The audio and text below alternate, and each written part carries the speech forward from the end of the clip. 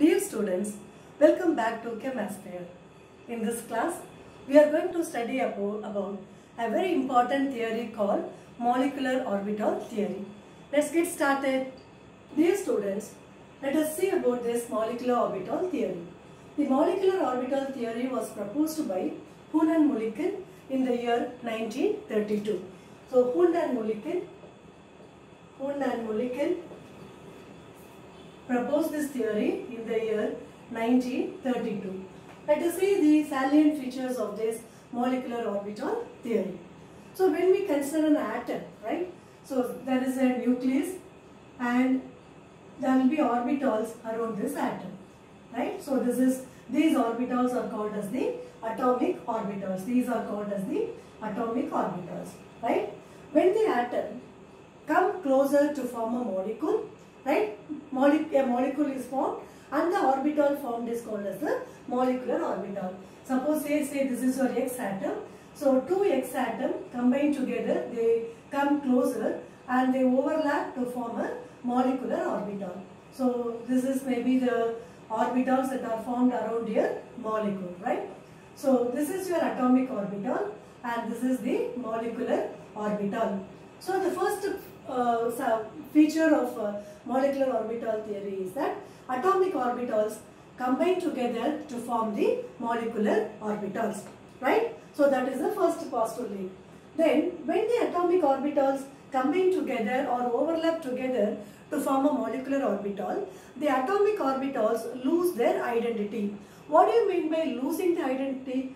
Suppose a atom, right? So s orbital of one atom and p orbital of another atom are combining or overlapping to form a molecule, right? We know s orbital is spherical in shape, right? So spherical in shape means the probability of finding the electron in the s orbital is in a spherical shape, right? So when this s orbital combine with the p orbital of another atom, p orbital we know it is a dumbbell shape, right? So dumbbell shape means the probability of finding the electron is in the shape of a dumbbell, right? So when these atomic orbitals overlap or combine to form a molecular orbital, the atomic orbitals will be losing its identity. That is, the molecular orbital formed will be of different shape and size, right? Say this is your s orbital and say another p orbital is joining and this will be overlapping like this and you will be getting a structure like this, right? So this is meant by losing the identity of the atomic orbitals. So second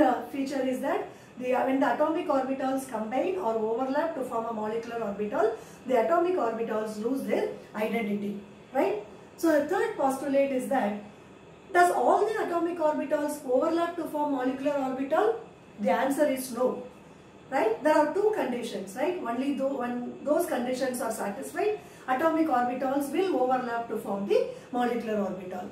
The first condition is that the atomic orbitals which are combining should be having same energy or nearly same energy.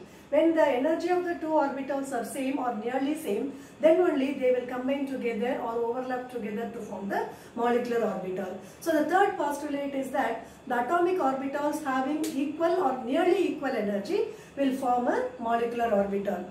There is another condition. What is another condition? It is not only that they should have a same energy and they should also in the proper symmetry. So what do you mean by proper symmetry? Suppose say one is orbital, s orbital can combine with 2p z orbital. S orbital can combine with 2p z orbital and you will be getting a molecular orbital. But s orbital cannot combine with 2p x orbital, right? So it will not be forming a molecular orbital like this. So we say that atomic orbitals which are having proper symmetry will combine together to form the molecular orbital, right? So what are the 3 points we have seen now? Atomic orbitals combine to give molecular orbitals and atomic orbitals which are having lose their identity when combining with the for molecular orbitals. Only atomic orbitals of same or nearly equal energies and proper symmetry can combine to form the molecular orbital. Now, in the atomic orbital, electrons are present in the atom, electrons are present in the atomic orbitals, whereas in the molecule, electrons are present in the molecular orbital. So let me repeat once again. In the atom, electrons are present in the atomic orbital, and in the molecule electrons are present in the molecular orbital, right? Now, here in the atom, an electron in the orbital, atomic orbital, is influenced only by one nuclei. In an atom, the electron present in the atomic orbital is influenced only by one nuclei, whereas in the molecular orbital, an electron in the molecular orbital is influenced by the two nuclei, which are combining to form the molecular orbital. Or it is not only two. If two atomic orbitals are combining, then an electron will be influenced by two nuclei.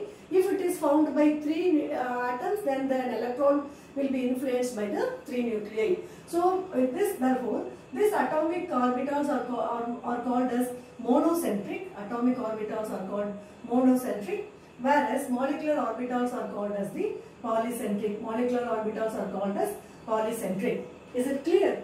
In an atomic orbital, an electron is influenced only by one nuclei, whereas in the molecular orbital, an electron is influenced by two or more nuclei, depending upon the number of atoms, atomic orbitals that are combining. So therefore, atomic orbitals are called as monocentric atom, and this is molecular orbital are called as the polycentric, right? Then the number of molecular orbitals that are formed is equal to the number of atomic orbitals, right? If two atomic orbitals overlap to form a molecular orbital, you will be getting two molecular orbitals. So the another postulate is that the number of molecular orbital is equal to the number of combining atomic orbitals. If two atomic orbitals are combining, then you will be getting two molecular orbitals, right? So out of these two molecular orbitals, one molecular orbital is called as the bonding molecular orbital, and another one is called as the anti-bonding molecular orbital. When you take molecular orbital, it is called as bonding molecular orbital, and another one is anti-bonding molecular orbital, right? This bonding molecular orbital will be having lower energy, and bonding molecular orbital is stable, having lower energy and stable, whereas anti-bonding molecular orbital will be having higher energy. It is having the higher energy.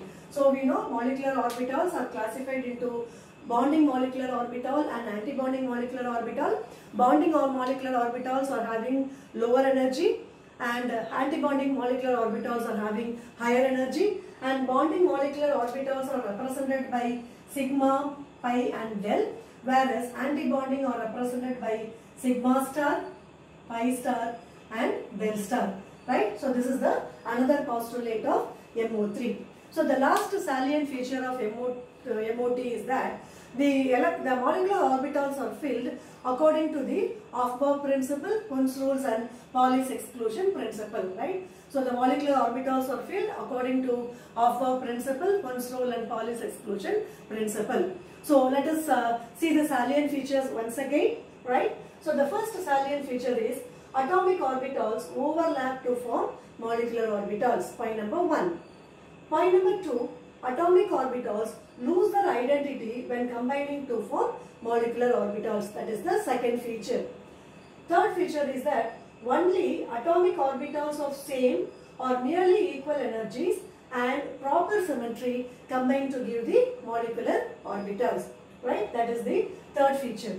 And the fourth one is electron of atom is present in atomic orbital and electrons of molecule are present in the molecular orbitals. The next one is atomic orbitals are monocentric, whereas molecular orbitals are polycentric. We have explained here. So atomic orbitals are monocentric and molecular orbitals are polycentric, right?